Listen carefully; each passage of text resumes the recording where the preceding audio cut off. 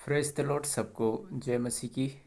प्रभु यीशु मसीह के जीवित और सामर्थी नाम में मैं एक छोटा सा संदेश आपके सम्मुख लेकर के आया हूँ। मैं वचन पढ़ना चाहूँगा यहाँ पर उत्पत्ति की पुस्तक उसका 6 अध्याय और उसका 5 वचन में इस प्रकार से लिखा है। यहोवा ने देखा कि मनुष्यों की बुराई पृथ्वी पर बढ़ गई है और उनके मन के विचार में जो उच्च उत्पन्न होता है वह निरंतर बुरा ही होता है। हालेलुया। यहाँ पर लिखा है, जो बात मैं यहाँ पर कहना चाहता हूँ वो ये है कि इस वचन में लिखा है कि उनके मन के विचार में जो कुछ उत्पन्न होता है वह निरंतर बुरा ही होता है। यीशु मसीह ने जब शास्त्री और फरीसियों से बात करी हाथ धोने के विषय में, शास्त्री और फरीसी कह रहे थे कि तेरे चेले जो है वो बिना हाथ धोए ही भोजन करते हैं। तो यीशु ने वहाँ पर एक बात कही है कि मनुष्य जो कुछ भी खाता है वह संडास में निकल जाता है, वो उसे अशुद्ध नहीं करता है, परंतु जो कुछ उसके अंदर से निकलता है वही उसको अशुद्ध करता है। मन के अंदर से जो कुछ निकलता है, बुरे विचार, चोरी, हत्या, परस्त्री गमन, ये सारी चीज़ें जो है वो मनुष्य के अंदर से निकलती है और वही मनुष्य को अशुद्ध करती है और परमेश्वर को क्रोध भी दिलाती है और परमेश्वर को दुख पहुंचाती है। तो यहाँ पर जब ये इस वचन में लिखा है कि ये उस समय जो परमेश्वर ने कहा गया जब नूह के समय में ये परमेश्वर ने कहा है, लेकिन आज के समय में भी अगर हम देखते हैं, इस मसीह ने कहा है कि जैसा नूह के दिनों में हुआ था वैसा ही मनुष्य के पुत्र के दिनों में होगा।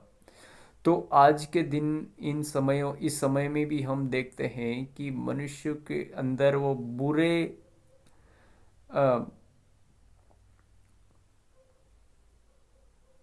मन में जो है वो बुरे विचार ही उत्पन्न हो रहे। आज कोई भी किसी के बारे में अच्छा नहीं सोचता, इवन बुराई ही सोचता है। कोई आगे बढ़ गया तो उसको हमेशा लोग उससे जलन रखेंगे, उसको गिराने की कोशिश करेंगे। बुरा ही उत्पन्न होता है उनके अंदर से। बुरे मन में गलत चीज़ें ही उत्पन्न होती है और वो निकलती है और वो उसके अनुसार काम करते हैं। हम इवन आजकल देखते हैं कि विश्वासी जन भी एक दूसरे की बुराई ही करते हैं। सब ऐसे नहीं हैं, मैं सब की बात नहीं करता, लेकिन वो बहुत सारे भाई बहन वचन को जानने के बाद भी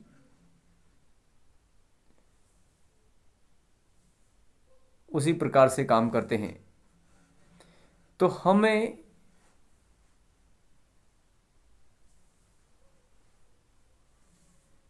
और वचन ये कहता है कि अपने मन फिराओ, क्योंकि स्वर्ग राज्य निकट आ गया है।